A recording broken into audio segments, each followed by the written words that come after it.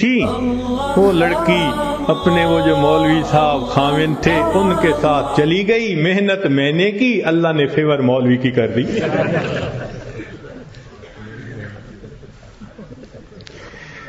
وَهُوَ يَتَوَلَّى الصَّالِحِينَ, وہ اللہ نیکوکاروں کا سرپرست ہے.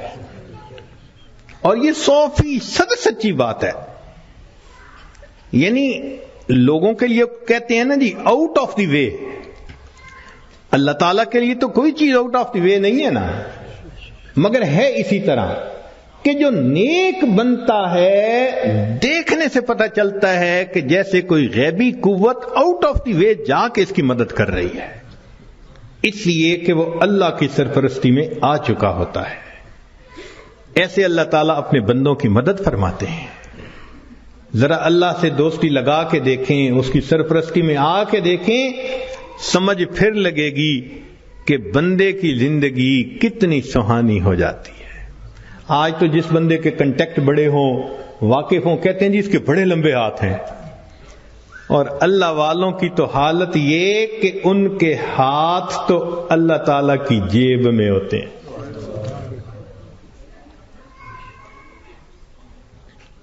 اللہ اپنے بندوں کی کیسے مدد کرتا ہے, ذرا ایک دو واقعات سن لیجئے. رابعہ بصریہ اللہ کی نیک بندی اپنے صومعے میں عبادت کرتے کرتے تھک گئیں تو سو گئیں. ایک چورا نکلا, اس نے دروازہ کھولا, اندر گھسا, کوئی اور چیز تو نہیں اسے نظر آئی, مگر ایک چادر پڑی ہوئی تھی. اس نے کہا چلو چادر ہی لے چلتا ہوں. جب چادر اس نے اٹھائی اور واپس جانے لگا, ایسا سر چکرایا کہ اس کو آنکھوں کے آگے اندھیرا ہو گیا, دروازہ نظر ہی نہیں آیا. تو وہ بہت کنفیوز ہوا اور اس نے چادر نیچے پھینک دی. جیسے ہی نیچے پھینکی دروازہ نظر آیا تو اب اس پہ نا خوف طاری ہو گیا اور وہ باہر نکلنے لگا. جیسے باہر نکلنے لگا ایک آواز آئی, اگر ایک دوست سویا ہوا ہے تو دوسرا دوست جاگتا ہے. اگر ایک دوست سویا ہوا ہے تو دوسرا دوست جاگتا ہے. تم کیسے یہاں سے کوئی چیز چرا کے جا سکتے ہو؟ وَهُوَ يَتَوَلَّى الصَّالِحِينَ, وہ اللہ تعالیٰ نیکوکاروں کا سرپرست ہے, ان کا ذمہ دار ہے. چنانچہ ایک بڑھیا کا واقعہ لکھا ہے کہ اس کا گھر بادشاہی محل کے ذرا قریب تھا, اکیلی تھی. ایک دن اس کو رشتہ داروں کے ہاں تقریب میں جانا پڑ گیا تو وہ چلی گئی, اور وہاں اس کو 1-2 مہینے لگ گئے. جب 2-4 مہینے کے بعد واپس آئی تو وہ بڑھیا اپنا گھر دیکھتی ہے تو گھر نظر نہیں آتا. اس نے کسی سے پوچھا کہ یہاں تو میرا گھر تھا. انہوں نے کہا بھئی تو یہاں تھی نہیں, اور یہ بادشاہ کے محل کو تھوڑا سا ایکسٹینڈ کرنا تھا, تو جب 2-4 دن دیکھا کہ کوئی یہاں ہے ہی نہیں تو تمہارا تالا پولیس نے کھول لیا, اندر بھی کچھ اتنا تھا نہیں, تو تمہاری کوٹھڑی کو گرا کے بادشاہ کے محل کی ایکسٹینشن کر دی گئی.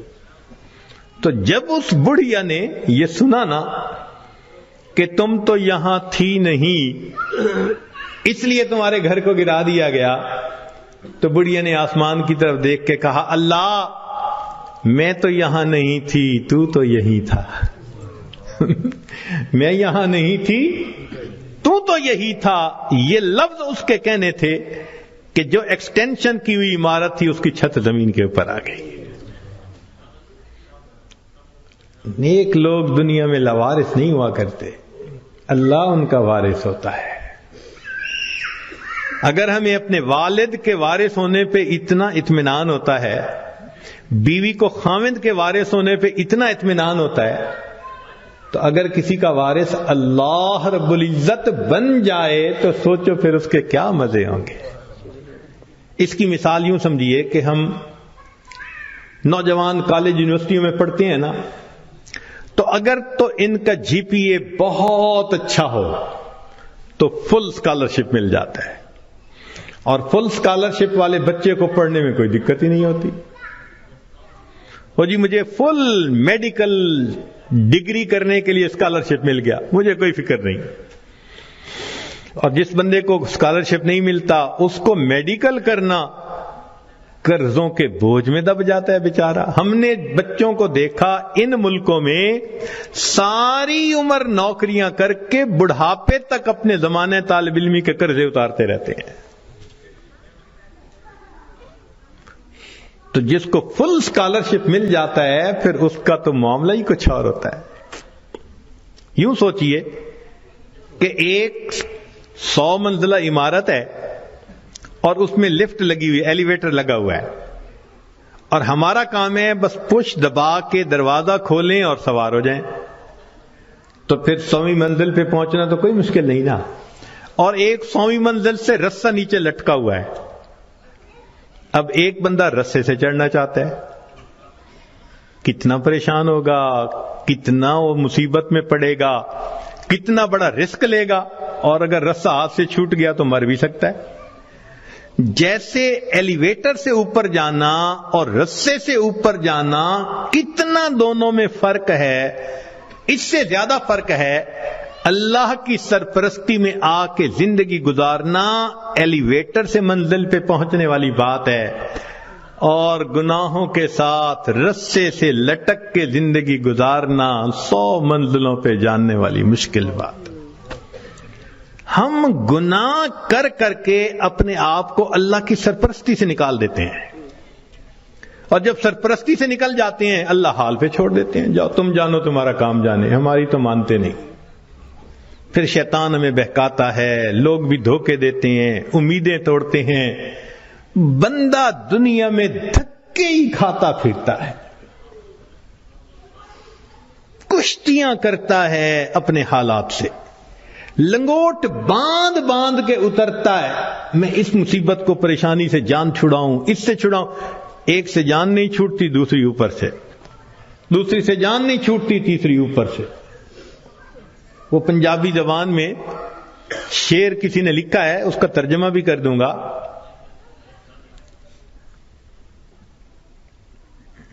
اس دکھی حیاتی دے پینڈیاں وچ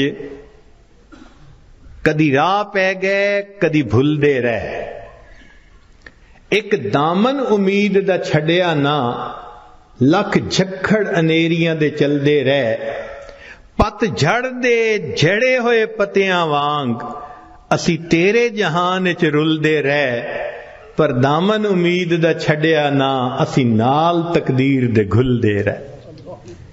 جیسے پت جھڑ کے موسم میں خشک پتا ہوتا ہے، کبھی ہوا نے یہاں پھینکا کبھی وہاں پھینکا، اللہ کا سہارا چھوڑ کے بندے کا یہی حال ہوتا ہے. تو ایک ہے نیکوکاری کو اختیار کرنا اور اللہ کی سرپرستی میں آ جانا، اللہ ہر کام کو سنوارتے ہیں. حدیث پاک میں اے میرے بندے، تو صبح کے وقت اگر میری عبادت کر لیا کر، میں سارا دن تیرے کاموں میں تیری کفایت کروں گا. اللہ اکبر. اللہ تعالیٰ ذمہ داری لے رہے ہیں. ہم سے فجر کی نماز نہیں پڑھی جاتی، اشراق ہی نہیں پڑھے جاتے. ہم سے زیادہ کون پاگل ہوگا کہ جس کے ساتھ اتنا بڑا اللہ نے وعدہ کر لیا اور ہم اس وعدے سے فائدہ نہیں اٹھا پا رہے. ایک بچہ بھی ہم سے زیادہ عقل مند کہلائے گا. کیوں ہم پریشانیوں کی زندگیوں میں پڑ گئے ہیں؟ اس لیے کہ نفس کی خواہشات پوری کرتے ہیں. تو نفس کی خواہشات پوری کر کے، گناہ کر کے اللہ کی سرپرستی میں نکل جانا، یہ کہاں کی عقل مندی ہے؟ اور گناہوں کو کر کے کہاں کا سکون ملتا ہے؟ حضرت مفتی محمد شفیع رحمۃ اللہ علیہ فرمایا کرتے تھے کہ تم جتنا چاہو گناہ کرو، تم جتنا چاہو گناہ کرو، اگر اللہ نے تمہاری اسی زندگی کو دوزخ کی مانند نہ بنا دیا، تم میرا نام بدل دینا. اور واقعی ایسا ہوتا ہے. جو گناہوں کا استغفار اسی کو دیکھا، اجی مر جاتے تو اچھا تھا. اس کا مطلب اتنا تو پریشان ہے نا. دنیا کی زندگی ایسے ہوتی ہے جیسے جہنم میں ہوتا ہے وہ بندہ. تو گناہوں کے راستے پہ اطمینان نہیں ہے. اطمینان، سکون، کامیابیاں، سکھ اگر دیکھا تو وہ نیکی کے راستے پہ دیکھا ہے۔ وَهُوَ يَتَوَلَّى الصَّالِحِينَ، وہ اللہ تعالیٰ نیکوکاروں کا سرپرست ہے۔ اللہ تعالیٰ تو چاہتے ہیں میرے بندے تمہیں میں اتنا دوں کہ تم بس کرو، مگر میری نعمتوں کا شکر ادا کرو۔ ہم نعمتیں لینے کو تو تیار ہیں، شکر کرنے کی فرصت نہیں، نماز پڑھنے کے لیے فرصت نہیں۔ اللہ نے فرمایا کہ تم غیر محرم سے نظر کی حفاظت کرو، میں عبادت میں لذت عطا کروں گا۔ نظر کی حفاظت نہیں ہوتی، دعائیں مانگتے ہیں اللہ نماز کی حضوری عطا فرما دے۔ بھئی نماز کی حضوری کیسے ملے گی جب اس کی شرط ہی پوری نہیں ہوئی؟ جب نگاہوں نے جھکنا ہی نہیں سیکھا تو نماز کی حضوری تو آؤٹ آف کوسچن ہے نا۔ پھر تو ہم سوچیں کہ ہم خود بخود پریشانیوں کے راستوں پہ چل رہے ہیں، کانٹوں کے راستوں پہ چل رہے ہیں اپنے نفس کی خواہشات کی وجہ سے۔ اللہ تعالیٰ اسی لیے اپنے بعض بندوں کو خوب دیتا ہے، کیوں کہ میرا شکر ادا کریں۔ شکر ادا نہیں کرتے، اللہ تعالیٰ لے لیتے ہیں۔ جو پروردگار دینا جانتا ہے وہ پروردگار لینا بھی جانتا ہے۔ پھر کہتے ہیں حضرت صاحب ایک وقت تھا مٹی کو ہاتھ لگاتے تھے سونا بن جاتی تھی، آج تو سونے کو بھی ہاتھ لگاتے ہیں تو مٹی ہو جاتا ہے۔ حالات بدل جاتے ہیں، اس لیے کہ ان کے تقاضوں کو پورا نہیں کیا ہوا ہوتا۔ چنانچہ بنی اسرائیل کے 3 آدمی تھے، ان کا ایک واقعہ عجیب ہے، بڑا سبق آموز ہے۔ ان میں سے پہلے بندے کے پاس ایک آدمی آیا اور اس کو کہا بھئی تمہاری کوئی پریشانی؟ اس نے کہا پریشانی تو بہت ہے۔ کیا؟ اس نے کہا بھئی یہ پھل بہری ہے، یہ جو سفید داغ جسم پہ ہو جاتے ہیں، برس کا مریض ہوں میں، اور میری شکل اتنی بری ہو گئی ہے کہ میں نہ مسجد جا سکتا ہوں نہ کسی کے سامنے بیٹھ سکتا ہوں، لوگوں کو کراہت ہوتی ہے مجھ سے، اور لوگ مجھے نیچی نظر سے دیکھتے ہیں، کم نظر سے دیکھتے ہیں۔ تو ایک تو میری یہ پریشانی ہے کہ برس کی بیماری ختم ہو جائے، اور دوسرا رزق کی بھی بڑی تنگی ہے۔ اس نے دعا دی اللہ اس کی بیماری کو دور کر دے اور اس کا رزق وسیع کر دے۔ اللہ تعالیٰ نے اس کی بیماری بھی دور کر دی اور اس کو ایک گائے عطا فرمائی، اونٹنی عطا فرمائی، اور اونٹنی کی نسل اتنی بڑھی کہ وہ تھوڑے عرصے میں 1000 اونٹوں کا مالک بن گیا، بڑا ملٹائی ملینر ہو گیا۔ وہ بندہ دوسرے کے پاس گیا، اس سے کہا بھئی آپ کی کوئی پریشانی؟ اس نے کہا جی سر پہ بال نہیں ہے، گنجا ہوں، اور جہاں بیٹھتا ہوں لوگ میرا مذاق اڑاتے ہیں، اور دوسرا یہ کہ کاروبار بھی میرا نہیں چلتا، تو رزق کی بھی پریشانی ہے۔ اس نے دعا دے دی اللہ اس کے بیماری کو بھی دور کر دے، اس کو رزق میں بھی برکت دے دے۔ اللہ کی شان کہ اس کے سر پہ خوبصورت بال بھی اگائے، اور اس کو ایک گائے ملی، اور گائے کی نسل اتنی بڑھی کہ وہ تھوڑے دنوں میں سینکڑوں گایوں کا مالک، امیر آدمی بن گیا۔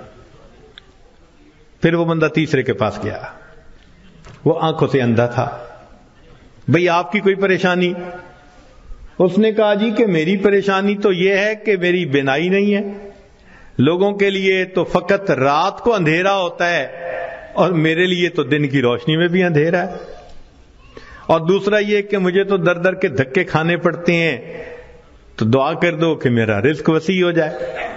اللہ نے اس کی بینائی بھی ٹھیک کر دی، اس کو بکری عطا کر دی، اور بکری اتنی نسل بڑھی، وہ 1000 بکریوں کا مالک۔ یہ تینوں بندے اپنے وقت میں بنی اسرائیل کے بڑے امیر بندے کہلانے لگے، کروڑوں میں کھیلنے لگے۔ جب ان کی شہرت تھی، عزت تھی، مال و دولت کی ریل پیل تھی، تو اب پہلے کے پاس وہ بندہ آیا اور کہنے لگا کہ بھئی میں محتاج ہوں اور اللہ کے نام پہ آپ سے مانگنے کے لیے آیا ہوں، اللہ ہی نے آپ کو سب کچھ دیا ہے، آپ کے پاس تو کچھ نہیں تھا، تو پلیز آپ مجھے کچھ اللہ کے نام پہ دے دیں۔ اس کو بڑا غصہ آیا، انہوں نے کہا یہ تم نے کیسی بات کی ہے کہ تمہارے پاس کچھ نہیں تھا؟ میں تو شروع سے ایسا اور امیر اور یہ اور وہ، کوئی مفت کا کہیں سے پیسہ ملا ہے میاں؟ میں نے کمائی کی ہے، محنت سے کمایا ہے، فلاں کی ہے، خبردار جو تم نے ایسی بات کی کہ تمہارے پاس کچھ نہیں تھا۔ اس نے کہا بھئی مجھ سے خفا نہ ہو، بس آپ جیسے تھے اللہ آپ کو ویسا کر دے، یہ کہہ کے چلا گیا۔ اور وہی ہوا کہ برس کی بیماری بھی دوبارہ ہو گئی، اور ایسی بیماری پھیلی کہ جتنے اس کے اونٹ اونٹنیاں تھے ایک ایک کر کے بالآخر سارے مرتے گئے۔ وہ جہاں تھا وہیں پہنچ گیا، دوسرے کے پاس گیا، بھئی محتاج ہوں، اللہ نے آپ کو اتنا دیا ہے، میں بھی آیا ہوں اللہ کے نام پہ لینے کے لیے، تو آپ دیں۔ ایک وقت تھا آپ کے پاس کچھ نہیں تھا، پھر اللہ نے آپ کو دیا، آج اتنا کچھ ہے۔ اس کو بڑا غصہ آیا، تو کون ہوتا ہے بات کرنے والا؟ بھئی میرا تو باپ ایسا، میرا تو دادا ایسا، پردادا ایسا، میاں میں نے تو فلاں ڈیل ایسی کی تھی، فلاں موقع پہ میں نے ایسا بزنس کیا تھا، اسٹریٹجی ایسی بنائی تھی، تب مجھے پیسے ملے، کوئی کہیں سے مفت کے مل گئے ہیں؟ خبردار جو تو نے کوئی ایسی بات کی۔ اس نے کہا بھی مجھ سے خفا نہ ہو، اچھا آپ جیسا تھے اللہ آپ کو ویسا کر دے، یہ کہہ کے چلا گیا۔ نتیجہ یہ کہ سر کے بال بھی اس کے ختم، اور جتنی گائیں تھیں وہ ساری کی ساری بالآخر مر گئی، جہاں تھا وہیں پہنچ گیا۔ پھر یہ تیسرے کے پاس گیا، اس کو جا کے کہا کہ بھئی محتاج ہوں، فقیر ہوں، اللہ کے نام پہ مانگنے آیا ہوں، جس اللہ نے آپ کو دیا آپ کے پاس تو کچھ نہیں تھا، آج اتنا کچھ اللہ نے دیا ہے تو بھئی مجھے بھی دے دیں۔ جب اس نے یہ بات کہی تو سننے والے بندے کی آنکھوں میں آنسو آ گئے۔ اس نے کہا تم نے بالکل سچ کہا، میں اندھا تھا، در در کے دھکے کھاتا تھا، لوگوں سے بھیک مانگتا تھا، کوئی خدا کا بندہ آیا، اس نے مجھے دعا دی تو اللہ نے میری بینائی بھی ٹھیک کر دی، اور مجھے ایک بکری رب نے دی تھی، پھر اس ایک بکری میں اللہ نے برکت ڈال دی۔ آج تو میاں دو پہاڑوں کے درمیان جتنی بکریاں پھر رہی ہیں یہ ساری میری ہیں، تم آج اللہ کے نام پہ مانگنے آئے ہو، جتنی بکریاں دل چاہتا ہے اس وادی میں سے تم لے کے چلے جاؤ۔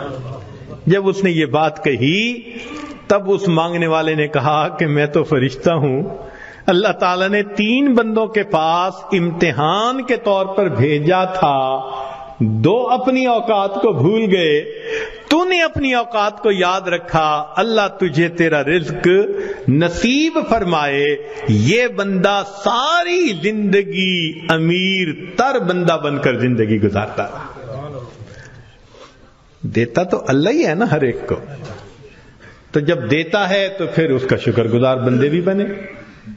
مگر ہم نہ شکریاں کرتے ہیں، گناہ کرتے ہیں، جس وجہ سے پھر مصیبت کو دعوت دیتے ہیں۔ تو راستے زندگی گزارنے کے 2 ہیں، ایک ہے نیکوکاری کا راستہ، ایک ہے بدکاری کا راستہ، منمانی کا راستہ۔ اگر آپ غور کریں تو آج کے دور میں منمانی کی زندگی گزارنے والے بہت زیادہ، اور ہر حال میں اللہ کی مان کے چلنے والے بہت تھوڑے۔ نتیجہ کیا ہے؟ مسائل حل نہیں ہو رہے، پریشانیاں بڑھتی جا رہی ہیں، ادھر ذلت ادھر ذلت، ادھر پریشانی ادھر پریشانی۔ اس کی وجہ یہ ہے کہ ہم نے اپنے آپ کو اللہ کی سرپرستی میں دیا ہی نہیں ہے۔ اگر دے دیتے تو دنیا میں اللہ ہمارے تمام غموں کے لیے کافی ہو جاتے۔ ہماری مثال تو وہ ہے کہ کوئی بلینر انسان ہو اور اس کا بندہ چپڑاسی کی نوکری کے لیے درخواست دیتا پھرے، تو ہر بندہ کہے گا یار تمہارا باپ تو بلینر ہے اور تم پی این کی جاب کے لیے درخواست دے رہے ہو۔ سویپر کی جاب کے لیے، یہ کیا؟ وہی حال ہے. اللہ تعالی ہمیں اپنے سرپرستی میں لینے کے لیے وعدہ فرما رہے ہیں، اور ہم اللہ کے وعدے پر آنے کی بجائے خود دنیا کے جھمیلوں میں اپنے رزق کو تلاش کرنے میں لگے ہوئے ہیں. یاد رکھیے گا، اللہ فرما برداروں کو بھی رزق دیتا ہے، اللہ نافرمانوں کو بھی رزق دیتا ہے. اللہ تعالیٰ فرما برداروں کو بھی رزق دیتا ہے اور اللہ تعالیٰ نافرمانوں کو بھی رزق دیتا ہے، مگر فرق ہے. ایک ہوتا ہے کہ آپ نے پرندے کو پنجرے سے نکالا اور پیالے کے اندر دانے ڈال کے اس کے سامنے رکھ دیا، اب وہ اسی پیالے میں سے کھا رہے آرام مزے سے. یا آپ نے پنجرے سے مرغی کو نکالا اور یوں دانے پھینک دیے تو وہ دانے چگ رہی ہے مگر دانے اس کو مل رہے ہیں. یہ ہے اللہ فرما برداروں کو رزق دیتا ہے، کسی کا ایک ہی جگہ، کسی کا ٹریولنگ کے ساتھ، ادھر بزنس، ادھر امپورٹ، ادھر ایکسپورٹ، مگر اللہ تعالیٰ رزق دیتا ہے ان کو. یہ رزق ملتا ہے فرما برداروں کو. اور ایک رزق ہوتا ہے کہ آپ نے اگر چوہے کو پھنسانا ہو تو اس کو بھی تو آپ کنڈی کے اندر گوشت کا ٹکڑا لگا کے رکھتے ہیں، پنیر کا ٹکڑا، یہ بھی رزق تو مل رہا ہے نا، مگر کس کے لیے؟ کہ یہ ہمیشہ کے لیے پھنسے، قابو آئے. تو نافرمانوں کو بھی اللہ رزق دیتے ہیں مگر چوہے کی طرح کہ یہ پکڑا جائے گا، اس کی گت بنائیں گے. اب ہم سوچیں کہ ہم فرما برداروں کا رزق لیتے پھر رہے ہیں یا نافرمانوں کی طرح رزق کماتے پھر رہے ہیں. معاملہ تو ہمارے اوپر ہے. اللہ تعالیٰ فرماتے ہیں الیس اللہ بکاف عبدا، کیا اللہ اپنے بندے کے لیے کافی نہیں ہے؟ کتابوں میں لکھا ہے اے بندے، ایک تیری مرضی ہے، ایک میری مرضی ہے. اگر تو چاہے کہ تیری مرضی پوری ہو، میں تجھے تھکا بھی دوں گا، تیری مرضی کو بھی پورا نہیں ہونے دوں گا.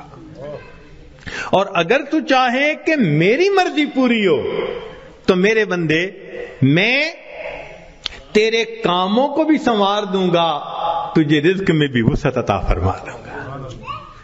تو اللہ کی مان کے ہم چلیں تو اللہ ہمارے سارے مسئلوں کو حل کر دیں گے، چونکہ ہم پھر اللہ کی سرپرستی میں آ چکے ہوں گے. اللہ تعالیٰ قرآن مجید میں فرماتے ہیں وعد اللہ الذین آمنوا منکم وعملوا الصالحات لَيَسْتَخْلِفَنَّهُمْ فِي الْأَرْضِ. اجتماعی طور پر نیکوکار بن کر زندگی گزارنے والوں کے لیے اللہ کا وعدہ ہے. فرماتے ہیں میں تمہیں زمین کے اندر خلافت عطا کروں گا. وَلَيُمَكِّنَنَّ دِينَهُمُ الَّذِي ارْتَضَىٰ لَهُمْ وَلَيُبَدِّلُنَّهُمْ خَوْفَهُمْ أَمْنًا، اور اللہ ان کے خوف کو امن میں بدل دیتے ہیں. پھر اللہ تو وعدہ فرما رہے ہیں، وعد اللہ کا وعدہ ہے. آج بندہ وعدہ کر دیتا ہے تو اتنا یقین، کیا اللہ کے وعدوں پہ ہم یقین نہیں کرتے؟ تو ہمارے زندگی کی کامیابی کا ایک ہی طریقہ ہے کہ ہم اللہ کے وعدے پر بھروسہ کر کے عہد کریں کہ اللہ آج کے بعد ہم نے نافرمانی نہیں کرنی. اب سوال پیدا ہوتا ہے کہ ہم صالحین میں شمار کیسے ہو سکتے ہیں؟ بہت آسان ہے. ذہن سے گناہ کے ارادے کو ختم کر دیجئے. ذہن سے گناہ کے ارادے کو ختم کر دیجئے. اللہ میں نے آپ کے کسی حکم کی نافرمانی نہیں کرنی، اور جو کر چکا میں توبہ کر رہا ہوں. تو پہلا قدم کہ آئندہ گناہ کی نیت کو ذہن سے نکال دینا، اور دوسرا کہ اگر پھر گناہ ہو جائے تو پھر توبہ کرنا. بس یہ دو کام کر لیجئے. ایک، ابھی اسی وقت پچھلے تمام گناہوں سے سچی توبہ کی نیت کر کے عہد دل میں کر، اللہ آئندہ میں آپ کی مان کے چلوں گا، ہر کام آپ کے نبی علیہ السلام کی سنت کے مطابق کروں گا، دین کے مطابق کروں گا، شریعت کے مطابق کروں گا، من مانی نہیں کروں گا. اور اگر بالفرض پھر گناہ ہو جائے تو پھر توبہ کرے. جو ایسا کرے گا وہ نیکوکاروں میں شمار ہوگا اور وہ اللہ کی سرپرستی میں آ جائے گا. اور جب تک ہم اللہ کی سرپرستی میں نہیں آئیں گے ہماری پریشانیاں ختم نہیں ہوں گی. ہم نے دنیا میں دیکھا ہے پرائی بکری کو کوئی گھاس نہیں ڈالتا.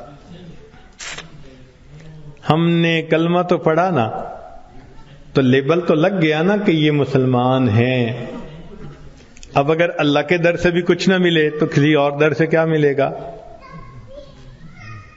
بلکہ ہم نے تو دیکھا ہے کہ جس کتے کے گلے میں پٹے کا نشان ہو نا اس کو ہر کوئی دھتکار دیتا ہے، جائے اپنے مالک کے دروازے سے کھائے. بالکل ہمارا یہی حال ہے. جدھر رخ کرتے ہیں ہمیں دھتکارا جاتا ہے، جاؤ اپنے رب سے مانگو جا کے. اور رب سے مانگنے کے لیے نیک ہم بن نہیں رہے. تو ہمارے پاس کوئی دوسری آپشن نہیں سوائے اس کے کہ زندگیوں کو بدلیں، نیکی پہ آئیں، اللہ تعالی ہمیں اپنی سرپرستی میں لے لیں، پھر اللہ تعالی ہمارے الٹے کاموں کو بھی سیدھا کر دیں گے، ہماری پریشانیوں کو اللہ ختم فرما دیں گے. زندگی گزارنے کا اس سے بہتر کوئی دوسرا راستہ نہیں ہو سکتا. لا الہ الا اللہ، لا الہ الا اللہ، لا الہ الا اللہ، لا الہ الا اللہ، لا الہ الا اللہ.